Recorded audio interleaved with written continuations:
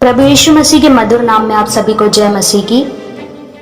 आइए हम इस वीडियो में देखेंगे कि परमेश्वर यहोवा ने योनादान और उसके हथियार ढोने वाले के द्वारा किस तरह इजरायलियों को पलिश्तियों पर विजय दिलाई थी। इस वीडियो को आप लास्ट तक जरूर देखें, आप परमेश्वर की आशीष को जरूर पाएंगे। इसके लिए हम देखेंगे पहला शमूएल 13वां अध्याय उसकी 5वीं आयत से।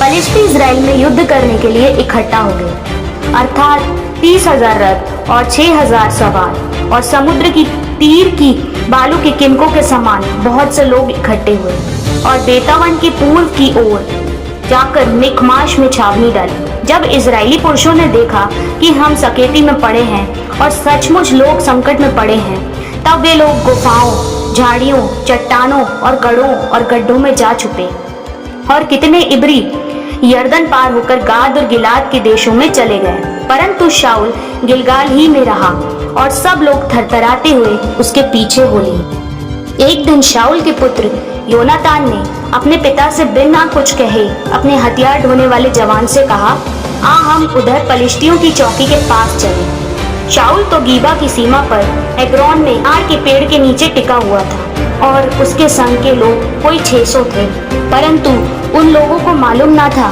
कि योनातान चला गया है। तब योनातान ने अपने हथियार ढोने वाले जवान से कहा, आ हम उन खतना रहित लोगों की चौकी के पास जाएं।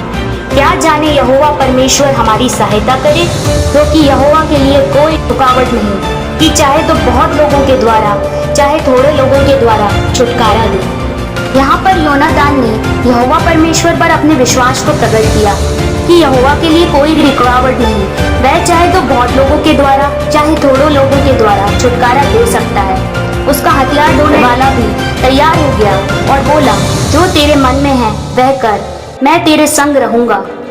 योनातान ने कहा, सुन, हम उन मनुष्यों के पास जाकर अपने को उन्हें दिखाएं।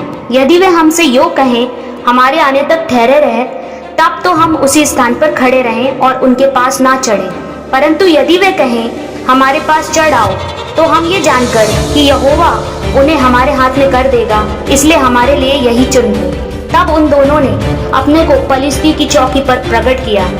तब पलिश्ती लोग कहने लगे, देखो इब्री लोग उन बिलों में से जहाँ वे छिपे थे निकल आते हैं। फिर चौकी के लोगों ने योनातान और उसके हथियार ढोने वालों से इस प्रकार कहा, हमारे पास चढ़ आ, तब हम तुमको कुछ सिखाएंगे।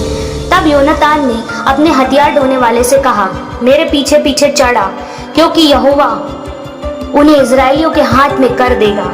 और योनातान अपने हाथों और पांवों के बल चढ़ गया और उसका हथियार ढोने वाला भी उसके पीछे पीछे चढ़ गया। पलिश्ती योनातान के सामने गिरते गए और उसका हथियार ढोने वाला उसके पीछे पीछे उन्हें मारता गया। यह पहला संहार जो योनातान और उसके हथियार ढोने वाले के द्वारा हुआ। और छावनी में और मैदान पर और उन सब लोगों में थरथराहट हुई और चौकी वाले और आक्रमण करने वाले भी थरथराने लगे और भूकंप हुआ और अत्यंत बड़ी थरथराहट हुई। शाऊल याजक से बातें कर रहा था कि पलिश्तियों की छावनी में हुल्लड़ अधिक बढ़ गया।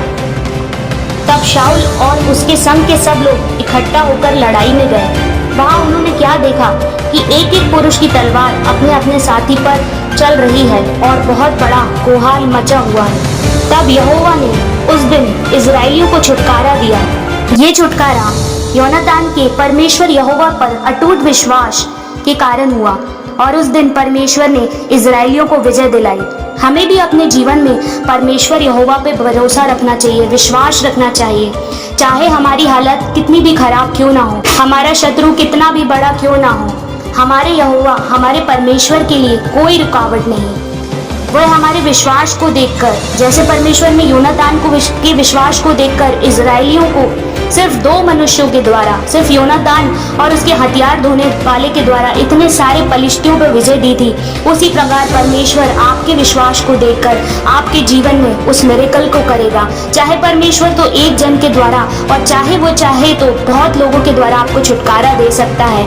परमेश्वर यहोवा के लिए कोई रुकावट नहीं, क्योंकि वो हमारा जीवित परमेश्वर है। वो आपको आपकी परेशानियों से, आपकी बीमारियों से, आपकी निराशा से निकालना जानता है। आज आज परमेश्वर आपके जीवन में छुटकारा देना जा रहा है। जैसे योनातान ने विश्वास किया, आप भी उस प्रकार अपने परमेश्वर यहोवा पर विश्वास करें। प्रभु आपको इस वचन के द्वारा बहुत आयत की आशीष दे।